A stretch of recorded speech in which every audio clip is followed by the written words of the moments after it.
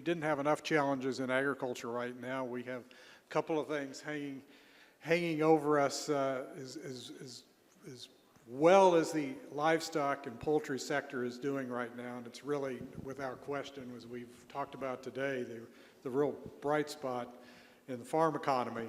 We have a couple of real challenges hanging out there, and so I think it's very fitting that we close out the day talking about them, what the situation is, and how prepared the government is and the industry is for dealing with them. And couldn't have two better people here to close this out and to talk about this. Just to my left is Steve Boren. He's the Vice President of the Livestock Businesses for Boehringer Ingelheim Animal Health USA. He oversees the commercial operations and professional services veterinary teams in the company's poultry, swine, cattle, and veterinary public health businesses. He joined Boehringer Ingelheim in 2011. To his left is, who certainly needs no introduction, is Ron Phillips, Senior Vice President of Policy at the Animal Health Institute. Ron brings over 40 years of experience in ag policy and regulatory issues. He's been with AHI, Animal Health Institute, for nearly 25 years. Great. Steve, I want to start with you on New World Screwworm. So we heard the Secretary say today there won't be a payment plan for retaining heifers, but they're still trying to figure out how to address the cattle price issue. But just to talk about the situation with this pest. The Secretary announced Monday that we had a detection 70 miles from the Texas border. Walk us through where does this stand? How big of a risk is it that this gets into the cattle herd in the Southwest? All right, thanks, Phil. First, let me say, hey, it's great to be here with a group of people that are so knowledgeable and passionate about agriculture and animal agriculture. It's something that's very important to me, and I'm glad to be here with the audience today, and always enjoy coming to these meetings. I think today, plus in the popular press, you all have probably heard a lot about New World screwworms. In our business, we hear about New World screwworms about every hour at this point in time. It's nonstop, to say the least. I woke up Sunday morning, read the same thing that you did, said we've got one infected animal in a certified feed yard in Nuevo Leon. If you're not familiar with that part of Monterrey, Mexico, it's straight south of Laredo, about 70 miles. If you get out a map, you'll also realize that it's also north of Brownsville, Texas, pretty close to the U.S. border. Prior to that, we were just under 400 miles south of the border. I had a chance to speak to a few people that were around during the 1970s. I think we officially declared some kind of eradication in the 60s, but we still had screwworms in the state of Texas in the 1970s. So folks that would be at least in their mid-60s today, if they were early teenagers working in livestock operations, particularly in West Texas, screwworms are a very serious biologic threat. And it's something you need to know, this is a fly that's much different than the type that you might be familiar with in barn flies, stable flies, face flies, heel flies, and things like that. They eat live, living flesh. And I know that that's a gruesome picture. It is a horrible thing to see. It impacts the people that care for livestock, and it impacts the health and welfare of the livestock that are infected by screwworms. It is a very serious biologic threat. Not to mention that those animals are just are really not able to thrive. Secondly, and there was a little bit of a reference to it from the panel earlier, is the amount of labor or the practices. It's not a matter of just switching your calving from fall calving or spring calving and just changing the calving cycles. Each and every calf that's born and every animal that's run through the brush that has a contusion or abrasion on it will be required to be treated. Now that may not seem like a heavy lift if you're not the one doing it. But I'd remind everybody in the audience, the average rancher in the United States is 63 years old. And we don't have a lot of folks that are following in their footsteps. It is highly, highly labor intensive. We have a lot of experience with New World screwworms, both populations, the one that's in the continental part of South America as well as in Central America. You're talking about handling each and every calf and dealing with and treating each and every animal. The impact is a major impact in labor, expense, and production. And I was listening to the previous panel when they were asked the question, what's the economic impact? And I was very keen to lean forward in my chair to hear what that was. The only thing that I've seen so far is $1.8 billion in the state of Texas.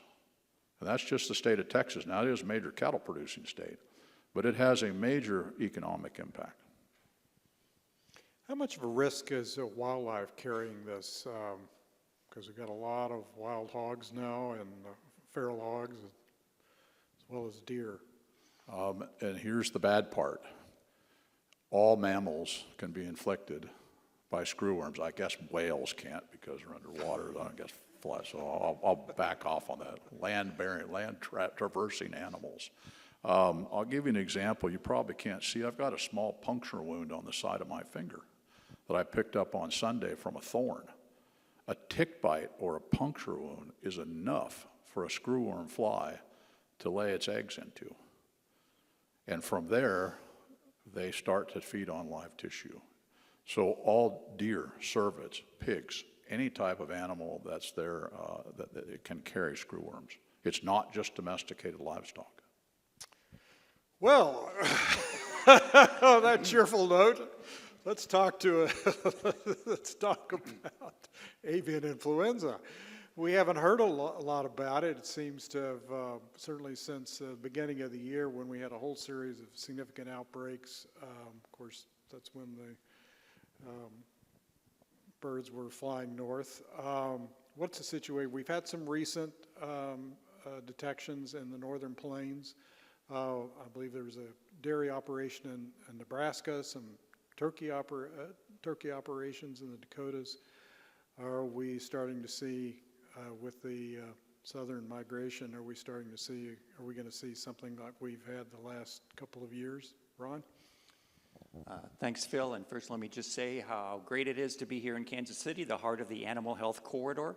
I think on both of these animal diseases, both high path, avian influenza, and screwworm, the role for our industry is to work with our regulators to ensure that there are products available when they are needed. And so that's happening in the screwworm area right now. Kudos to some of our federal regulators. A couple of weeks ago, you saw Secretary Kennedy make an announcement. As Steve said, it can also infect humans, and because it can also infect humans, he was able to declare a human health emergency, which allows FDA some more latitude in working with companies to bring emergency use authorization products to market quickly. So I know our companies are engaged in that. Similarly with high path, yes, it is somewhat of a seasonable occurrence, and we're, I guess, starting to see some of the early signs of the southern migration now with I think a single cow in Nebraska a couple of weeks ago, and some outbreaks now in Minnesota. So we're starting to see that expected fall uptick as the migratory season takes effect. And again, we are working hard. I know a number of companies are working with USDA, the Center for Veterinary Biologics, on vaccine therapies, vaccines that can be brought to market. A couple of them already have been. More is being done. There's a lot of work being done on dairy vaccines right now. So working hard to bring those vaccines to market to give producers another tool. Back on screwworm, you mentioned the emergency use authorization that Secretary Kennedy had issued. How well prepared are we to deal with a screwworm outbreak? Well, in the United States? What we don't have, because we haven't had screwworm for some 6 decades in the U.S., what we don't have are products that are specifically approved for that purpose. What we do have is a lot of APIs, active pharmaceutical ingredients, and things that we know can work and will work. We have products that can be used and are probably being used off-label, and so right now, one of the, under this emergency use authorization, what FDA is looking for are, products that products with active ingredients that can be where we can add a label for New World Screwworm. And also, many companies have products in other markets that are approved in other markets to address New World Screwworm. And FDA is going to be looking at all of those products to see if they can be brought into this country under this EUA designation very quickly. How effective are they, as far as we know, in terms of treating? So there's, and Steve can weigh in here too, there's different ways to attack this. One is pesticide products that keep the flies away. Another is, treating treating the disease, treating the animals once they have been infected. And there's even some prospect of vaccines that can kill the larvae. So there's kind of a range of options that these regulatory bodies will be looking at. Again, what would be ideal is a toolbox of options available to producers. And how much time do they need to have these, to start having some of these authorizations issued? Yeah, so that's always the big question with these regulatory bodies is how fast can they act? I think there's a lot of data available because they are approved in other countries. This is an ongoing discussion we have with FDA all the time as to what extent will they accept foreign data, foreign dossiers when we have a need like this here in this country. So this is an example of where we hope they will be flexible, and I don't know what the specific timeline will be. Obviously, it's a rate. We've got this 70-mile race that's going on right before it covers these next 70 miles. We need some of these to be approved. Yeah, I guess that's my question. How much time do we need? Right. How much time do we have? Steve, I want to bring you in on this. How prepared is the government? I mean, what is the strategy? And how's it? Well, let me address the strategy piece first and back up a step. I think we're very complimentary of the administration's fast action. And I think if many of you that have followed this topic know that there's been a significant investment of $750 some odd million to produce more sterile flies. The first and best strategy that we have is to never allow the screwworm fly into the United States. That's clearly the best strategy. By working with countries like Panama and Mexico to release flies, to stop the migration, that is the best strategy. In addition to that, there are other strategies that are implemented that may have been touched on, things like tick riders, people that are looking for physical inspection of animals that may potentially be infected, bait stations where we can use attractants to track mature flies, adult flies, and those are at border crossings and border stations and in areas that were susceptible along the southern border. Lastly is the option of treating animals that are infected. And there's a couple of things that you touched on. One is, and I'll kind of talk about them about what's the most relevant first.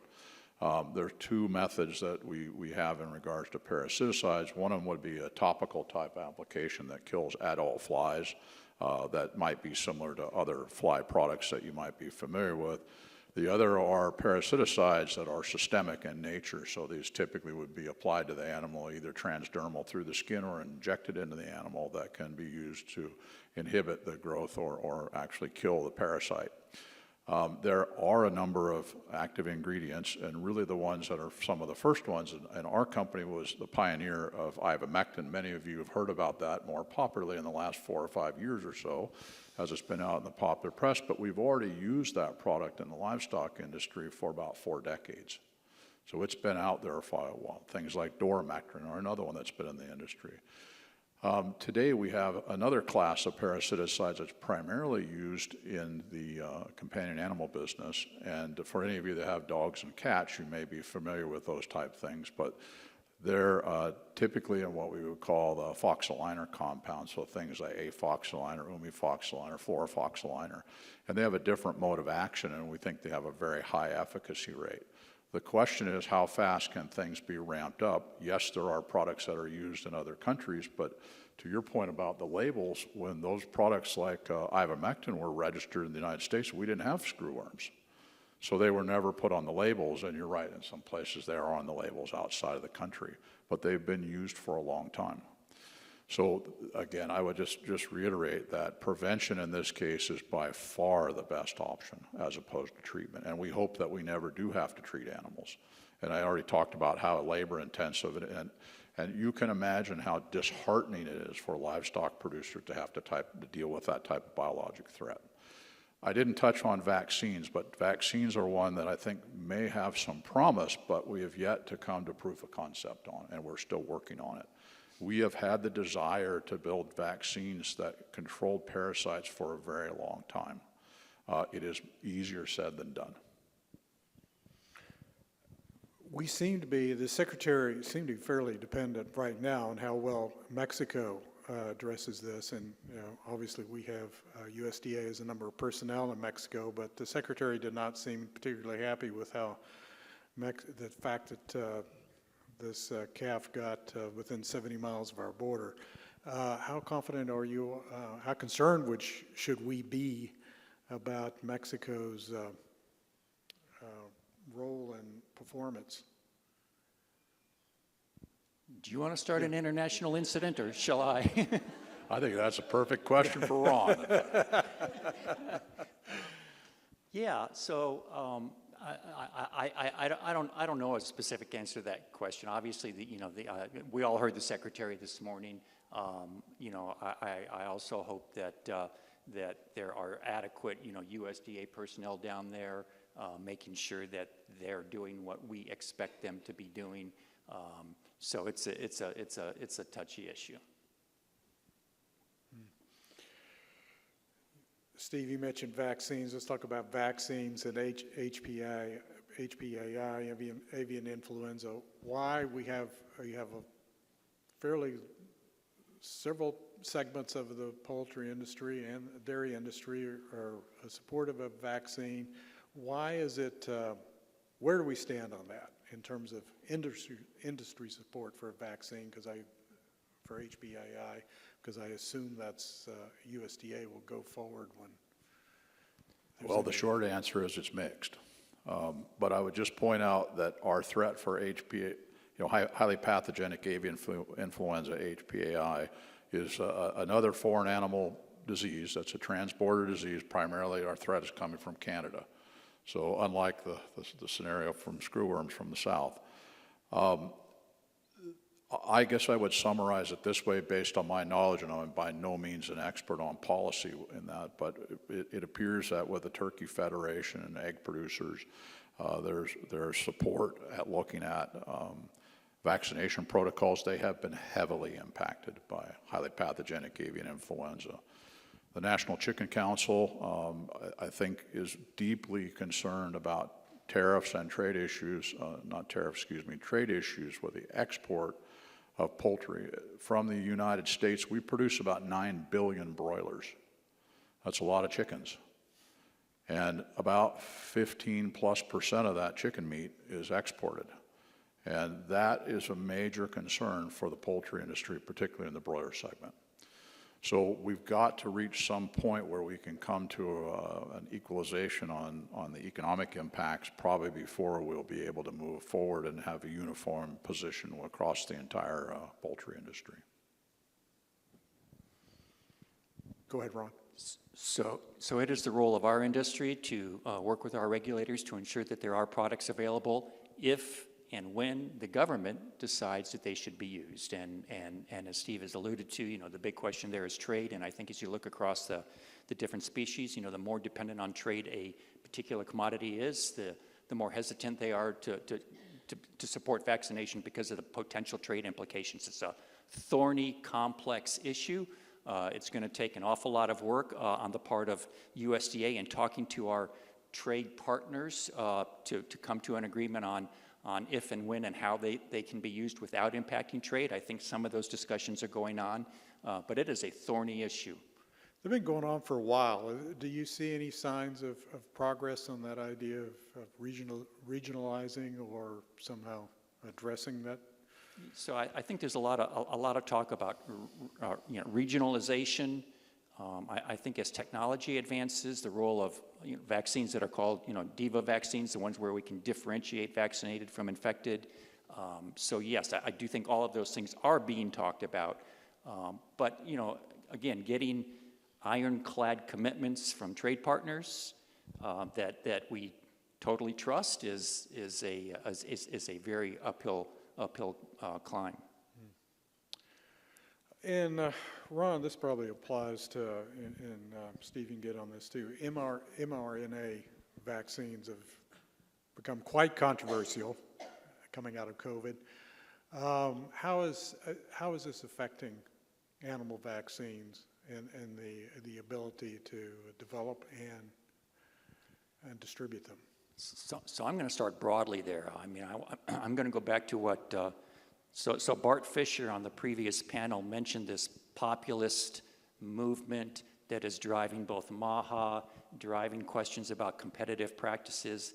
I think the same, I would add vaccination to that list of issues that are being driven by this populist movement. So obviously a lot of this culturally comes from our experience with COVID, and specifically the fact that most of the major human vaccines for COVID were mRNA vaccines, and so that has blossomed into a debate about mRNA vaccines that we do see spilling over into the animal space in this way. Just this year, I think there were 17 states where there were bills introduced that would have denigrated one way or another, either banned or required labeling of animals treated with mRNA vaccines. I would hasten to say right now we do not have any mRNA vaccines approved for use in animals, but they are coming. It is a technology that adds more flexibility to that toolbox, so I know there's a lot of work being done, and they are coming, but we do face sort of this, and as you look at these states, going back to sort of that populist driver, these are both red and blue states. Populism cuts across the political divide. So it is having an impact. Right now the biggest fear of what we see going on is just that it dampens the drive for innovation in this space. And if you're in the C-suite of a company, how do you look at that? Do you say, well, maybe we've got to put these on the shelf and see for a while, put this technology on the shelf to see where this goes in terms of the political climate? Well, I mean, to your point, first of all, there aren't any products today that I'm aware of anywhere in the world, and we're one of the largest manufacturers of animal vaccines globally, whether it's in companion animals or any of the food-producing animals. Whether we need mRNA technology remains to be seen. You're right, it's a topic that's probably about social acceptance. At a higher level, to answer your question, I think that all pharma companies and vaccine biologic companies are fact-based. We believe in science. We're required by federal law to prove that products are safe and efficacious, and that they work, and that they meet the claims that are on the labels. If it's not socially acceptable to utilize a certain technology, then industry will steer away from that because everything has a risk-reward proposition that comes with it. Today, it may not be necessary, but to your point, I wouldn't exclude any technologies as we look into the future, whether that's decades from now or not, because that may be the viable solutions that we have. Our advancement in science and understanding of the biologic responses in the immune systems advances exponentially as we go forward, but it is a very, very complex topic. Okay. Let's move to some of our questions here. Steve, this is for you. Well, I'm gonna go to the second question first, and then we'll. How long would it take to eradicate, if we have a new outbreak of screwworm in the United States? How long would it take to eradicate it, and where are we in the process of being ready for that? I don't know that we have an answer to that question in the past, but you also heard the comment made earlier that it took us about a decade. and then we had a reoccurrence in the 1970s. But if we have very strict border closures and we don't allow cattle to cross the borders and we stop migration of animals and all the things that potentially lead to infections, it could be done a little bit more rapidly, but this is not something that will typically happen overnight. Ideally, or if there were to be an indication that we have it in the United States, and many of you may know that there was an individual that came into the United States via aircraft that came into the East Coast that was infected with a screwworm. So we've already recently had them here in the United States. If we can stop it, and if you can stop it at the not case, at the very first one, then it can be controlled. It's not something that we want to let get out of hand and then try to eradicate it after the fact. Another question, what's the treatment protocol for an animal affected with New World screwworm? Do you have one you want to? Better question to ask a veterinarian, but what I can tell you observationally is they'll use parasiticides to control the infection that's on site, try to clean it up and stop reoccurrence of the exposure. It also depends on how advanced the case is.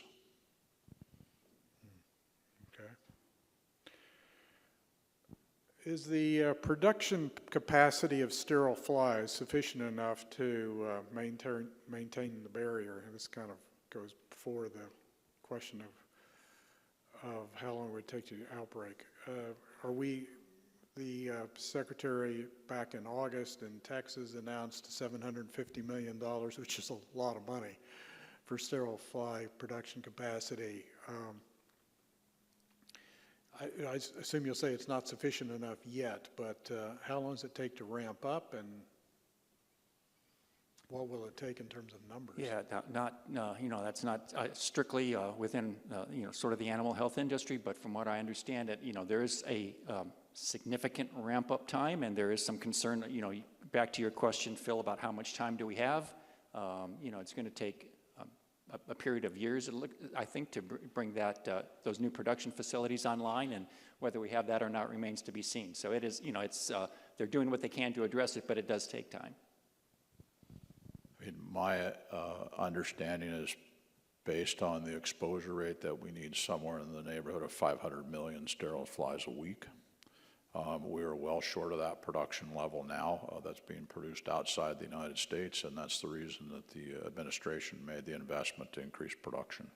At that level, the epidemiology of the biologic threat has been assessed, and it would appear that that would be sufficient to keep a pretty good control on it. But think about the numbers that we're talking about, 500 million a week. So a couple billion a month is what we need. Couple of billion a month. And that's assuming that the female flies stay receptive to the male flies, right? We always have that as a biologic challenge. All right. From a prevention standpoint, what should individual producers do, or more broadly, how should the industry prepare? But what should an individual producer do? Is there anything an individual producer can do to prepare for this? Yeah, I mean, at this point, just remember, we don't have screwworms in the United States, so there isn't a preventative type thing action that needs to be taken. This is not something where you can remove the normal places that you would see flies produced because they're living on live tissue. I think what will happen is if in the case that we do, and let's hope that we never do, have another infection with New World screwworms, there will be some very specific policies that will be outlaid by the state veterinarians. Primarily, I think one of the first people on the front line will be Dr. Dud Dingy, who's a state veterinarian in the state of Texas. And he has been active in the public environment already about talking about the threat and quantitating what the threat is. I think there'll be some very specific guidelines given, but only for people that are in those areas where there's a concern for screwworms. This is a transborder biologic threat that will be contained in certain areas, and in those areas there will be different protocols than there will be likely in other parts of the United States. But I think this is still under development and still remains to be developed. based on what the threat is at the time that, or if we ever have a screwworm infection here again in the United States. Okay. One issue that's come up from time to time with both, well, certainly with avian influenza, some producers, certainly probably more, maybe more in the dairy sector, but yeah, this is where I've heard it. Some reluctance to, when you report a detection, that can be a concern. Is that a concern either, should that be a concern either with HPAI or with screwworm, some reluctance to, sort of a don't ask, don't tell? Do you have that concern at all? I'm hoping Steve will answer that, but my general impression from where I sit is that we're getting past that. I think that lessons learned, and I think USDA has done a good job in their outreach to help producers understand how important it is and how that information is going to be used. So while some of that attitude may always be there, it seems to me from where I sit, we're making progress. Okay, there's kind of two topics here. One is on reportable diseases. There are certain diseases in the United States that if a veterinary diagnosis or diagnostic lab makes a diagnosis, they're required by law to report the diseases. Highly pathogenic avian influenza is one of them. New World screwworms are a biologic threat, so it's a little bit different. I don't know what the regulation is, but because it's a foreign pest, I would imagine that it has to be reported. I would hope that any livestock producer that is inflicted with either one of those would realize the severity of the situation and report it. But I can say for sure that the professionals that are involved with that will be obligated by law to report it. Okay. Do we have, obviously, to control one of the key protocols in controlling avian influenza or quarantines? Do you have something? Would you have something similar in the case of a screwworm outbreak or detection? Movement restrictions, I assume you would have, but I'm not aware of those at this time, but perhaps there's been discussions about it. I'm not aware either. I don't know what authority exists for that. Maybe I can talk a little bit about high-path AI. Currently, the resolution for inflected fox with high-path AI is depopulation. I can't imagine that would be the scenario for New World screwworms. But it remains to be seen. But you think about that, we've already depopulated 175 million birds.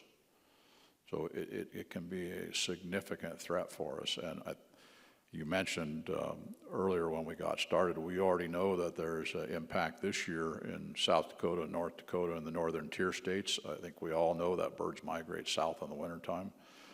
It's endemic in those wild birds. It is a challenge. I talked to a veterinarian this morning that said there's a rumor right now that there may be a fairly sizable layer operation that has about 3 million birds that may have contracted high-path AI. My understanding is that there are 900 poultry operations that are under surveillance and monitoring for high-path AI, that as part of the 400 million that was part of the 5-pronged strategy to control high-path AI. Biosecurity, again, is our primary mode of defense. If we have to get into an active mode that's beyond depopulation, then we'll have to take that to the next level. Speaking of depopulation, the White House at one point back in it was January or February seemed to float the idea of some kind of more limited depopulation protocol or depopulate. It was never really clearly delineated. Is there any option to any realistic option to alternative to depopulating an entire farm in the case of avian influenza? Either of you? Is that going to continue to be the... I think that continues to be standard protocol in the case of an outbreak for now. I mean, you know, you think about complexes and broiler production. So we start in the hatchery, and we're hatching eggs and setting chicks and putting them into grow-out facilities. It depends on where they're infected at, right? How far back up the process or the flow that we have to get to. There isn't any way to, once they're infected, they're infected. So there's not really another option around that. I'm not sure, but that would be a good question for a veterinary pathologist to deal with, and to think about the epidemiology of how the disease spreads and how the infection happens to see if there's a choke point that it might be able to be controlled. Okay. Well, we're just about out of time. To wrap this up, I'll ask each of you, on a scale of 1 to 5, 5 being your most concerned, how would you rate your concern about both of these two, Screwworm and HPAI, at this situation, given what you know, the current and don't know? Ron, start with you. So on I'm going to each one, Screwworm and HPAI. Oh, okay. I think I'm probably going to fall right in the middle for both of them. I mean, I think with HPAI especially, you know, as we observe this this cycle, that it's going to be hard to break. And I don't want to say that you know, I'm not going to say that screwworm is inevitable, but you know, we've got a challenge there. You know, so big animal health challenges.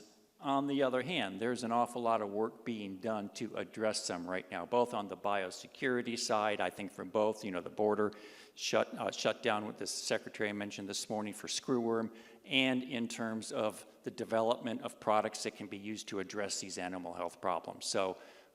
In both instances, we're kind of in a race against time, but progress is being made, so there are some silver linings there and some hope for the future. Yeah, so do we just have to get used to cyclical HPAI outbreaks with the migration season? Yeah, go ahead. No, go ahead. Yeah, you know, it's I don't know the answer. You know, I think we can break that cycle. You know, I think we saw a somewhat of a reduction last year as opposed to the previous year. So, you know, there seems to be some progress being made. Okay. Steve, 1 to 5 on those two.